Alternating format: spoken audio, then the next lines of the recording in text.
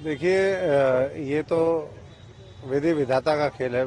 जब ऊपर वाला मेरे को राजनीति में लेके आया तो मैं तो कोई राजनीतिक पारिवारिक पृष्ठभूमि का नहीं था। हम तो ये देख करके आए थे कि लोग परेशान रहते हैं देश में, आज भी नरकीय जीवन जीने पे मजबूर हैं। उनके पास ना गली है ना नाली है, एक ही कमरे में 10-10 लोग रहते हैं, वहीं टॉयलेट है, वहीं किचन है। किसान को उसकी फसल का उचित मूल्य नहीं मिलता, मजदूर को उसके हाथ का काम नहीं मिलता।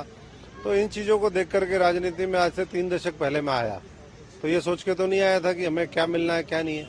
लेकिन एक लंबे समय तक हमने सेवा की, वहाँ वफादारी, ईमानदारी और सच्चाई की, मेहनत की कोई कदर नहीं थी, तो हमने उनको छोड़ दिया। क्योंकि हमारे साथियों के साथ जिस तरीके 5 साल 8 महीने लोग काम कर रहे हैं और जो एसी में बैठे उनके सामने सरेंडर कर दे लीडरशिप, तो अशोक तंवर मैं नहीं समझता हूँ कि भौजी का बेटा होने के नाते मैं यही मानता हूँ कि हमारी ये जिम्मेदारी है।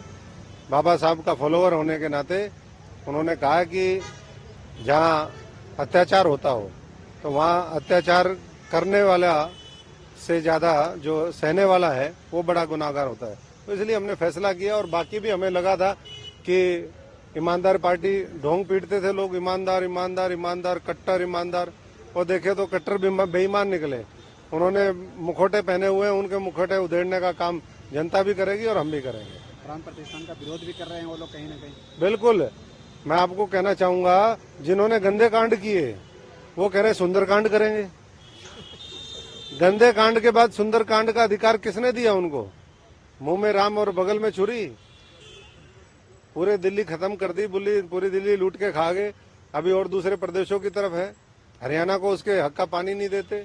आगे कहते हैं कि हरियाणा और इसको जो है एक ही बना देंगे, पंजाब को और सबको।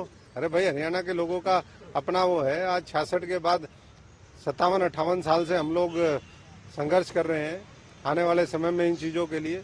तो ऐसी जहाँ सोच हो, और उसके लिए कहते चुप रहो, बोलेगा नहीं कोई भी। अभी आज पहला दिन है, तो मैं समझता हूँ कि धीरे धीरे कई परत दर परत खुलेंगी और जो धोखेबाज हैं उनका असली चेहरा जनता के सामने आएगा। ईडी ने भूपेंद्र हुड्डा से पिछले हफ्ते ही पूछताछ की है। विपक्ष बार बार आरोप लगाता है कि सेंट्रल। मैं तो ईडी से आज बीजेपी के कार्यालय के सामने खड़ा होकर के एक ही गुजारिश करूंगा कि ईडी अपनी जो शक्तियां हैं उनका सही से उपयोग करे। अभी उपयोग नहीं कर रही है वो। 10-10 साल से जिन लोगों ने भ्रष्टाचार किए हैं, लाखों करोड़ के भ्रष्टाचार किए हैं, हरियाणा के अंदर 72,000 एकड़ जमीनों के घोटाले किए हैं, 10 साल में वो जेल में क्यों नहीं गए? क्यों नहीं गए जेल में? हम पूछना चाहते हैं और देश की तरफ से पूछना चाहते हैं। और जल्दी जल्दी इनको नोटिस दें, कार्रवाई पूरी करें, और 2024 से पहले पहले देश देखना चाहते हैं कि ये सब लोग जेल के अंदर सलाखों के पीछे हों और भ्रष्टाचार से देश मुक्ति पाए। अंतिम व्यक्ति तक जो इस देश से ऊपर से पैसा चलता है वो उसके हित में लगे, उसके सशक्तिकरण में लगे, देश के विकास में लगे। अशोक जी, क्या आप लोकसभा लड़ेंगे शिक्षा से? क्योंकि वहाँ के सांसद है, वो कहीं ना कहीं विरोध भी कर रही थी आपको। नहीं, मेरा कोई विरोध नहीं कर रही, हमारी बड़ी बहन है और ये कई बार मीडिया चर्चा कर देता है। ये फैसला पार्टी का है कि वो लड़ाएगी भी नहीं लड़ाएगी। चुनाव लड़ना होता तो मैं जब 2014 का लोकसभा हारा तो मैं पार्टी का प्रदेश अध्यक्ष था। मेरे को सबने कहा कि विधानसभा लड़ो, मैंने कहा नहीं, मैं तो उनके लिए लड़ाई लड़ूंगा जो संघर्षशील साथी हैं। 2019 में फिर मेरे को फिर कहा गया कि आप चुनाव लड़ो, तो मैं चुनाव का वो नहीं हूँ कि बस चुनाव ही लड़ना है।